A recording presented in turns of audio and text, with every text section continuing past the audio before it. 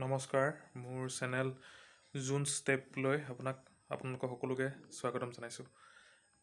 আজি মই কথা পাতিম বুলিঙৰ ওপৰত। বুলিং এইটো আপোনাৰ যেনেকৈ ক্লাছ 8 স্কুলত হয়, 8, 9, 10, 11, 12 বুলিংটো খুব দেখা যায়, কিন্তু আমি হয়তো ওপৰত খুলি পেলাই কথা নাপাতোঁ। বুলিংটো মই যি দেখিলোঁ, বুলিং আৰু ধেমালি দুটা বেলেগ বস্তু।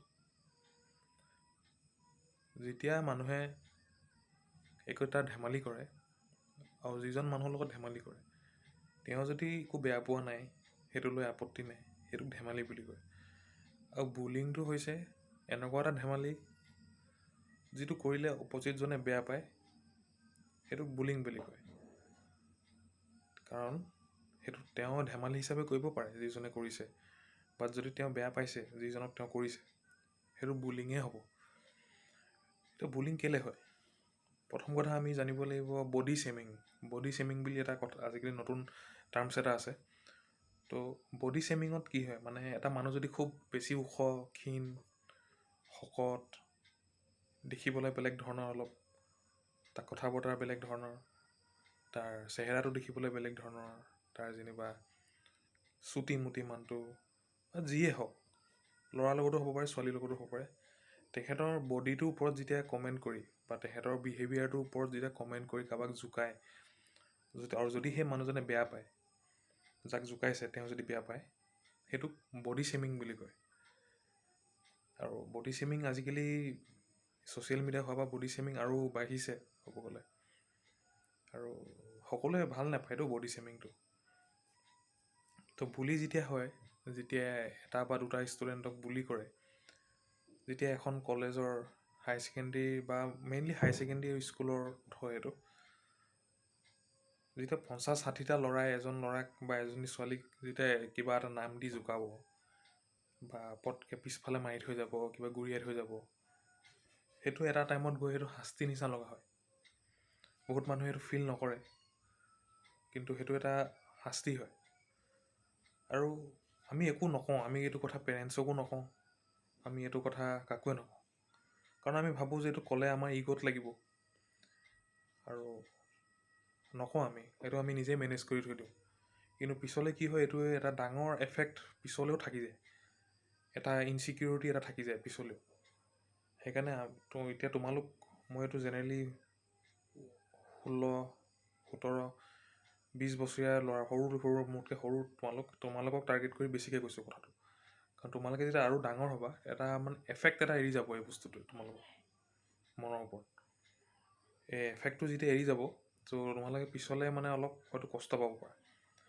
এতিয়া কথা হ'ল যে তোমালোকে বুলিংটো কেনেকৈ ফেচ কৰিবা। বুলিংটো এইটোতো ফেচ কৰা ইমান সহজ নহয়।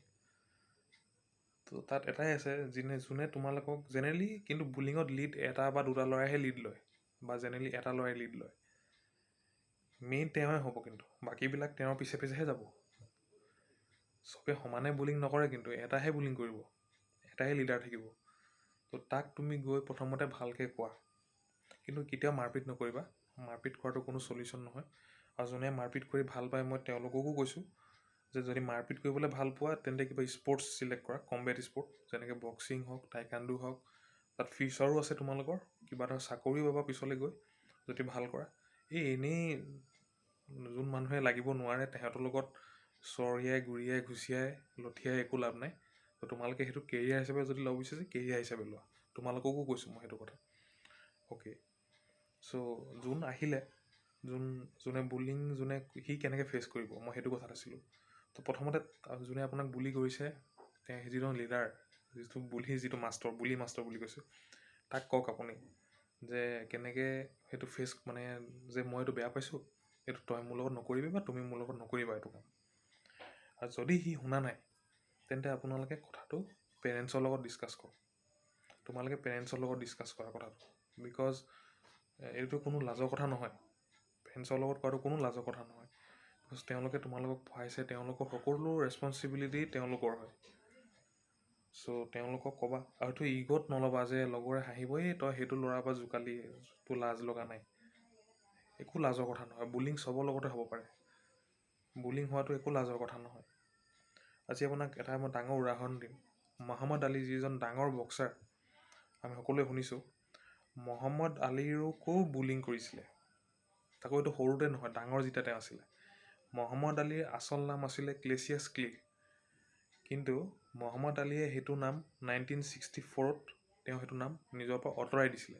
বিকজ তেওঁৰ মতে ক্লেছিয়াছ ক্লেটো হ'ল এজন চাকৰৰ নাম, কাৰণ ব্লেক পিপুল তেতিয়া সময়ত তেওঁলোকক ডমিনেট কৰিছিলে হোৱাইট পিপুলে। চ' তেওঁ এজন ব্লেক আমেৰিকান আছিলে, ব্লেক পিপুল আছিলে। চ' তেওঁ ক্লেছিয়াছ ক্লে নামটো তেওঁৰ মতে এজন চাকৰৰ নাম আছিলে।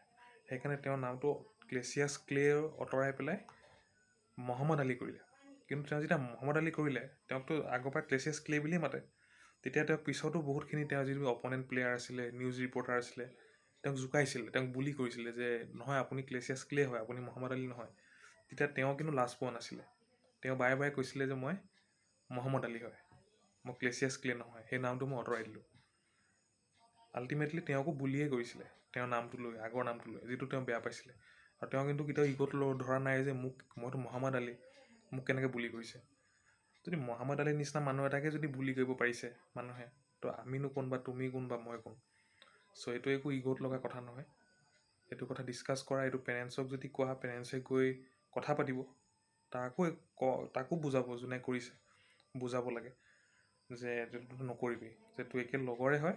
চ' সেইটো টিচাৰ আৰু পেৰেণ্টছে সেই ল'ৰাটোক আৰু তোমাক যাক কৰিছে বুলি তোমালোকক মিট মাত কৰাব পাৰিব।